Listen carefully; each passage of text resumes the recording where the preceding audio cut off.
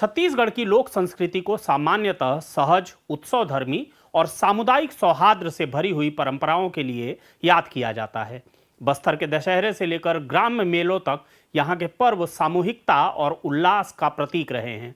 लेकिन इसी सांस्कृतिक परिदृश्य में एक ऐसा अंधेरा अध्याय भी दर्ज है जिसे लंबे समय तक परंपरा के नाम पर ढोया गया। होली के दौर में प्रचलित ऐसी ही कुप्रथा थी किसबिन की। यह कुप्रथा आज समाप्त हो चुकी है, पर कभी यह सामाजिक संरचना के भीतर गहरे बैठी हुई थी और स्त्री अस्मिता पर एक संगठित प्रहार के रूप में मौजूद थी।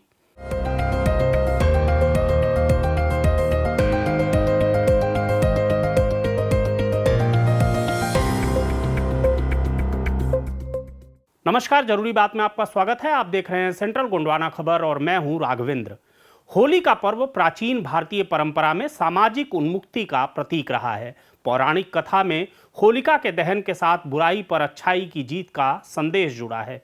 रंगों की बौछार और फाग गीत सामाजिक दूरी मिटाने का प्रतीक माने जाते हैं, लेकिन इसी उन्मुक्ति की आड़ में कुछ क्षेत्रों में ऐसी परंपराएं विकसित हुई जिनमें स्त्रियों को सामाजिक रूप से अपमानित या शोषित किया जाता था। छत्तीसगढ़ की किसबिन कुप्रथा उसी विकृत उन्मुक्ति का परिणाम थी। इस कुप्रथा के पीछे मनोवैज्ञानिक और सामाजिक कारणों की पड़ताल भी जरूरी है। सामंती समाज में पुरुष सत्ता अपनी श्रेष्ठता बनाए रखने के लिए ऐसे अवसर तलाशती रहती है जहां वह बिना दंड के अपनी इच्छाएं थोप सके। होली जैसी अराजकता स्वीकृत परंपरा इस उद्देश्य के लिए उपयुक्त मंच बन गई। जब पूरे समाज में यह धारणा बन जाए कि आज के दिन सब चलता है, तब सीमाएं धुंधली हो जाती हैं।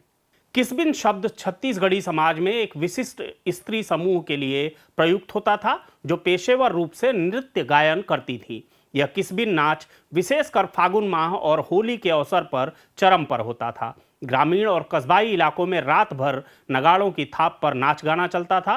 फाग गीतों की धुन, श्रृंगार मिश्रित गीत इन प्रस्तुतियों की विशेषता थे। यह लोक नाट्य और तवायफी संस्कृति का एक स्थानीय संस्करण था जिसमें छत्तीसगढ़ी रंग पूरी तरह घुला हुआ था। ऐतिहासिक संदर्भ में देखें तो यह परंपरा सामंतवादी संरचना से जुड़ी थी। स्थानीय जमींदार, रईस और प्रभावशाली लोग इन नाचों के संरक्षक होते थे। उनके संरक्षण में किसबिन समूहों को किराए पर बुलाया जाता था। दिन, सप्ताह और रकम का लिखित समझौता तक होता था। कुछ स्थानों पर सुरक्षा की गारंटी भी कागज पर तय की जाती थी, परंतु सामाजिक शक्ति का संतुलन जिस ओर था, वही वास्तविक नियंत्रण भी उसी के पास था। जिस समाज में भूमि, धन और ऋण पर प्रभुत्व कुछ गिने चुने परिवारों के हाथ में हो, वहां कागजी सुरक्षा कितनी प्रभावी होती होगी, यह सहज अनुमान लगाया जा सकता है। किसबिन नाच केवल मनोरंजन का माध्यम नहीं था, वह एक पुश्तैनी पेशा बन चुका था। कुछ स्रोतों में उल्लेख मिलता है कि किस्बा नामक एक जातिगत समूह इस पेशे से जुड़ा हुआ था। इस समुदाय के पुरुष अपने ही परिवार की लड़कियों, बहनों, बेटियों को इस पेशे में लाते थे। विवाह प्रायः नहीं होता था। स्त्रियां नाच को ही जीवन मानकर चलती थी। यदि किसी पुरुष से संबंध स्थापित होता तो संतान का पालन पोषण प्रायः स्त्री ही करती थी, जबकि आर्थिक सहयोग की अपेक्षा उस पुरुष से की जाती थी। यह व्यवस्था स्वतंत्रता और निर्भरता के बीच की एक जटिल स्थिति को दर्शाती है। यह भी कहा जाता है कि प्रारंभिक चरणों में नर्तकियों की कुछ शर्तें थीं। उनकी इच्छा के विरुद्ध कोई उन्हें छू नहीं सकता था। वे पेशेवर कलाकार थीं और उनका कार्य नृत्य प्रस्तुति तक सीमित माना जाता था। किंतु जैसे जैसे यह परंपरा सामाजिक रूप से जड़ जमाती गई और सामंती संरक्षण का स्वरूप कठोर हुआ, नियम कायदे शिथिल पड़ते गए। जब शक्ति असमान हो तो स्त्री की शर्तें कितने समय तक टिक पाती हैं, यह सवाल स्वयं इतिहास पूछता है। बिलासपुर, मुंगेली, कवर्धा, चांपा और रायगढ़ क्षेत्र किसबिन नाच के प्रमुख केंद्र माने जाते रहे। तखतपुर के निकट बेलपान का किसबिन बाजार चर्चा में रहा है, जहां से किसबिनों को बुलाया जाता था। बारनवापारा अभ्यारण्य के रास्ते में बरबसपुर के छेरी गोदरी क्षेत्र में भी इनके डेरे होने का उल्लेख मिलता है। होली के लगभग 15 दिन पहले से लेकर 1 महीने बाद तक कई स्थानों पर खुलेआम नाच होता था। यह उस समय का प्रमुख मनोरंजन साधन था और धनपतियों, बाहुबलियों और जमींदारों की शान का प्रदर्शन भी। सामाजिक तौर पर यह परंपरा दो विपरीत छवियां प्रस्तुत करती है। एक ओर यह लोक कला का रंगीन संसार है, नगाड़े की लय, फाग की धुन, श्रृंगार के गीत, पूरी रात चलने वाला नृत्य। दूसरी ओर यह स्त्री शरीर का वाणिज्यीकृत उपयोग भी है। किस्बिन शब्द कई लोगों के लिए कला का पर्याय था, पर अधिकांश के लिए वह स्त्री की मजबूरी का नाम भी था। समय के साथ सामाजिक चेतना में परिवर्तन आया। छत्तीसगढ़ के प्रख्यात समाज सुधारक डॉक्टर खूबचंद बघेल ने इस परंपरा का विरोध किया। उन्होंने इसे सामंती शोषण का रूप मानते हुए सामाजिक आंदोलनों की शुरुआत की। मुंगेली में आयोजित भारतवंशी जातीय सम्मेलन का उल्लेख मिलता है, जिसने किस्बा समुदाय को मुख्यधारा में लौटने के लिए प्रेरित किया।